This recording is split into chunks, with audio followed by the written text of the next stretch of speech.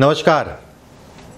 आज का हमारा विषय एक ऐसा विषय है, विषय ये पुराना है, कहीं ना कहीं मन भी नहीं मानता है। माता पिता, बच्चे बच्चियां, विवाह के समय पे एक प्रश्न सबसे ज़्यादा आता है, कहीं नाड़ी दोष तो नहीं मेरे बेटे की या बेटी की, बच्चे की या बच्ची की कुंडली में, जिससे भी हम विवाह करा रहे हैं। गुण मिलान में 8 नंबर नाड़ी दोष को दिए जाते हैं। कुछ दोष ऐसे होते हैं जिनका परिहार कह लीजिए या उन दोषों से मुक्ति मिल जाएगी, लेकिन नाड़ी दोष या फिर कह लिए कुछ ऐसे दोष होते हैं, हो सकता है उनसे मुक्ति ना मिले। आज हम बात करेंगे नाड़ी दोष के बारे में, कैसे जन्म कुंडली में देखा जाता है, क्या उसका तरीका है, क्या उसका उपाय है। आज के आधुनिक जीवन में, पहले के ज़माने में तो पत्रा मिलाते थे, बच्चे या बच्ची की कुंडली लेके जो है पंडित जी के पास जाया करते थे, पंडित जी पत्रा से देखते थे, उसके बाद बताते थे कि नाड़ी दोष लगा है कि नहीं लगा है जन्म कुंडली में बच्चे के या बच्ची की। लेकिन आज जीवन जैसे जैसे आसान होता जा रहा है, वैसे वैसे जो है सुविधाएं बढ़ने के कारण कुछ ऐसी सुविधाएं हैं जिसके कारण मन भी डिस्टर्ब होता है। कारण है उसका कि हमें यह नहीं पता कि जो मोबाइल है, जो सॉफ्टवेयर हमने यूज किया गुण मिलान करने के लिए, जब भी आप जन्म कुंडली में बच्चे या बच्ची की दोनों लोगों की डेट ऑफ बर्थ डालते होंगे, क्योंकि बड़ा आधुनिक जमाना है आज का, 2 मिनट में पूरा रिजल्ट निकल आता है कि 36 में से कितने गुण मिल रहे हैं, और उसके बाद नाड़ी दोष निकल आया। देखिए, ऐसा है कि कुछ ऐसी चीज़ें होती हैं जो सॉफ्टवेयर आप यूज़ कर रहे हैं, चाहे लैपटॉप में यूज़ करें, चाहे आप जो है आप मोबाइल में यूज़ करें, सभी लैपटॉप सभी मोबाइल में जो सॉफ्टवेयर हैं वो चंद्रमा के आधार पे बनाए गए हैं। चंद्रमा, बिल्कुल मैं मानता हूँ, हमारा जीवन जो है चंद्रमा के आधार पे चलता है। जीवन की शुरुआत चंद्रमा के आधार पे होती है, उसमें किसी प्रकार का कोई संदेह नहीं। बहुत सारे ऐसे रिश्ते होते हैं जो आपको पसंद होते हैं, या बच्चे या बच्ची को पसंद है कि मुझे इससे शादी करनी है। अब वो बीच में आ गया नाड़ी दोष। आपने देखा मोबाइल में, और 36 में से जो है 8 गुण कम हुए, वो नाड़ी दोष के कम हो गए। अब क्या करें? देखिए, ऐसा है कि जितने भी सॉफ्टवेयर होते हैं उसमें नाड़ी दोष दिखाएगा, उसमें दोष दिखाएगा, लेकिन उसमें उसका परिहार क्या कटाव है वो नहीं बताएगा दोषों में। आज इसी पे हम बात करेंगे कि नाड़ी दोष के क्या परिहार हैं। चलिए शुरू करते हैं इस कार्यक्रम को। देखिए, मान लीजिए किसी बच्चे या बच्ची की जन्म कुंडली में उसका नक्षत्र मान लीजिए, उसका जन्म मान लीजिए पूर्वा फाल्गुनी नक्षत्र में पैदा हुआ बच्चा है, लड़का और लड़की दोनों मान लीजिए। कहीं ना कहीं सॉफ्टवेयर ये दिखाएगा कि दोनों में नाड़ी दोष लगा दोनों में। अब नाड़ी दोष लग गया तो विवाह तो हो ही नहीं सकता, बहुत मुश्किल की बात है। अब क्या उसके परिहार हैं? पूरा फाल्गुनी नक्षत्र में अगर बच्चे या बच्ची का जन्म हुआ, कोई भी नक्षत्र हो, 27 नक्षत्रों में किसी भी नक्षत्र में मान लीजिए जन्म हुआ है, तो उसके क्या परिहार हैं, इस पे हम बात करेंगे। एक आसान सा तरीका और सटीक तरीका मैं बताऊंगा आपको। आप 2 मिनट में समझ जाएंगे कि आपकी जन्म कुंडली में जिसके साथ भी कुंडली का मिलान हो रहा है, क्या नाड़ी दोष लगा है कि नहीं लगा है। चलिए देखते हैं क्या स्थिति होती है। एक चीज और मैं यहां पर कहना चाहूंगा, नाड़ी दोष अच्छा योग नहीं है, इसकी संज्ञा खराब योग में होती है, और शास्त्रों में जो भी लिखा है वो सही है। नाड़ी दोष वैवाहिक जीवन पे असर डालता है, स्वास्थ्य के ऊपर असर डालता है, सुखों में कमी करता है, या धन से संबंधित समस्याएं विवाह के उपरांत शुरू कर देता है। विधुर योग, विधवा योग, यहां तक जो है कहीं ना कहीं नाड़ी दोष दिखाता है, यहां तक आपको जो है प्रभावित कर सकता है नाड़ी दोष। इसके क्या परिहार हैं, इस पे चर्चा कर लेते हैं। अब ये भी समझ लीजिए शास्त्रों में या विद्वानों का कथन क्या है। एक नाड़ी विवाहसा गुणे सर्वे सर्वन्वितः वर्तनीन प्रत्येन दंपत्यो, मतलब शास्त्रकार कहता है कि गुण मिलान के अंतर्गत मान लीजिए सभी गुण जो है जातक और जातिका के मिल रहे हैं, केवल नाड़ी दोष नहीं मिल रहा है। नाड़ी दोष मतलब 8 अंक, 36 में से 8 अंक नहीं मिल रहे हैं। तो शास्त्रकार का कहने का मतलब यह है कि विवाह सर्वदा त्याज्य है, और यहां तक यह भी कहा गया कि एक ना एक की मृत्यु तय है। ऐसा शास्त्रों में या विद्वानों का मत है। अब किस तरीके से ये देखा जाए कि परिहार क्या है, ये समझ लीजिए, ध्यान से समझिएगा। मान लीजिए लड़का और लड़की, वर और वधू दोनों की राशि एक है, नक्षत्र अलग अलग है, तो ये कहा जाएगा नाड़ी दोष का परिहार हो गया। फिर से मैं बोल दे रहा हूं, राशि एक है, नक्षत्र अलग अलग है, तो कहीं ना कहीं नाड़ी दोष का परिहार होगा। दूसरा बिंदु, अगर वर और वधू की जन्म कुंडली में नक्षत्र एक है और राशि अलग अलग है, तो भी ये कहा जाएगा दोनों में नाड़ी दोष नहीं लगेगा। फिर से मैं बता दूं, राशि दोनों की एक है, नक्षत्र अलग अलग है, तो कटाव हो जाएगा। अगर नक्षत्र दोनों का एक है और राशि अलग अलग है, तो भी ये कहा जाएगा नाड़ी दोष नहीं लगेगा। तीसरा, मान लीजिए किसी का जन्म 27 नक्षत्रों में, मान लीजिए पूर्वा भाद्रपद नक्षत्र के दूसरे चरण में हुआ वधू का, और वर का जन्म जो है पूर्वा भाद्रपद नक्षत्र के पहले चरण में हुआ। पूर्वा भाद्रपद नक्षत्र मतलब देवगुरु बृहस्पति का। तो ऐसे में कहा जाएगा कि नक्षत्र का जो चरण है वो दोनों का अलग अलग है। यह भी कहा जाएगा कि नाड़ी दोष नहीं लगेगा। 3 मैंने बिंदु आपको बताए जो नाड़ी दोष के परिहार के लिए होते हैं। ये 3 बिंदु, कुछ तथ्यों पे और भी बात कर लेते हैं, वो भी समझ लीजिए।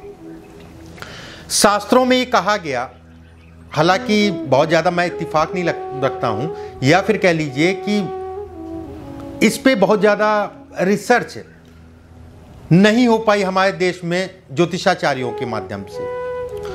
ब्राह्मणों को नाड़ी दोष नहीं लगता, ऐसा शास्त्रों में लिखा है। क्षत्रियों को वर्ण का दोष नहीं लगता, वैश्यों को गण का दोष नहीं लगता, और शूद्रों को योनि का दोष नहीं लगता। लेकिन ये मान के इसे अंतिम निर्णय ना माने, और मैं ये कहूँगा कि नाड़ी दोष या कुंडली मिलान जरूर करा लिया करें। अगर नाड़ी दोष है उसका परिहार भी मैं बताऊंगा भी आपको। विद्वानों के और भी कुछ मत हैं, उस पर भी जो है चिंतन कर लीजिए, उसको भी समझ लीजिए। जातक या जातिका अगर उनकी राशि कर्क राशि, वृश्चिक राशि, मेष राशि, मीन राशि, कर्क राशि, वृश्चिक राशि अगर मीन राशि है, तो ऐसे में कहा जाएगा विशेष सावधानी बरतनी है। फिर से मैं बता दूं, जातक या जातिका की जन्म कुंडली में उनकी जो राशि बनेगी, अगर कर्क है, वृश्चिक है, मीन राशि है, ऐसे लोगों पे नाड़ी दोष का विशेष असर होता है। ध्यान रखिएगा इस चीज को। एक बिंदु और मैं बताता हूं, भारतीय ज्योतिष शास्त्र में क्या लिखा है। देखिए, भारतीय ज्योतिष शास्त्र एक क्लासिकल बुक है, अच्छी बुकों में इसकी गिनती होती है। वर और कन्या एक ही नक्षत्र में उनका जन्म हो, बस चरण अलग अलग हो। जैसा मैंने पीछे बताया, वर और वधू दोनों की जन्म कुंडली में अगर देखा जाए नक्षत्र एक हो, चरण अलग अलग हो, तो ये कहा जाएगा कि पाद हो गया, मतलब नाड़ी दोष का खत्म हो गया। ज्योतिष चिंतामणि अगर कहें, फल दीपिका कहें, जातक पारिजात कहें, इनके भी अपने अपने मत हैं। इन्होंने क्या कहा इसको भी समझ लीजिए। रोहिणी नक्षत्र, मक्षिरा नक्षत्र, आद्रा नक्षत्र, ज्येष्ठा नक्षत्र, कर्तिका नक्षत्र, पुष्य नक्षत्र और रेवती नक्षत्र, उद्रा भाद्रपद नक्षत्र, अगर इन नक्षत्रों में जातक का जन्म हुआ है, तो भी कहा जाएगा नाड़ी दोष का फल या नाड़ी दोष नहीं लगेगा, उतना असर नहीं आएगा नाड़ी दोष का। अगर मैं ज्योतिष चिंतामणि की बात करूं, फल दीपिका की बात करूं, जातक पारिजात की बात करूं, ये अच्छी किताबों में है। तो उनका ये कहना है कि इन नक्षत्रों में अगर आपका जन्म हुआ है तो कहीं ना कहीं ये दोष आप पे इतना ज़्यादा नहीं लागू होगा या इतना ज़्यादा नहीं लगेगा। हालांकि बताने वाली बात नहीं है, शास्त्रों में या हमारे विद्वानों ने जो भी चीज़ें बनाई, जो भी ज्योतिष बनाई, वो 100% या 100% जो है सत्य है। उसमें ना आपको किसी प्रकार का संदेह है, ना मुझे कोई संदेह है। ध्यान रखिए, ये जीवन का सवाल है या बच्चे या बच्चियों के पूरी आयु, पूरे जीवन काल का सवाल है। कभी भी ऐसा मत करिए कि कोई रिश्ता है उसको सॉफ्टवेयर में देख के नाड़ी दोष लगा है कि नाड़ी दोष नहीं लगा है, निर्णय मत लीजिए। मैं ये कहूँगा कि नाड़ी दोष का परिहार सॉफ्टवेयर कभी नहीं बताएंगे, वो चंद्रमा के आधार पे होते हैं। हाँ, ये जरूर बताएंगे कि नाड़ी दोष है, लेकिन उसका क्या परिहार है ये नहीं बताएंगे। अब कुछ उपायों पे बात कर लेते हैं जो अगर नाड़ी दोष लगा है तो उसके लिए जरूरी है। देखिए, अगर नाड़ी दोष लग गया और विवाह हो चुका है तो भी इन उपायों को कर सकते हैं।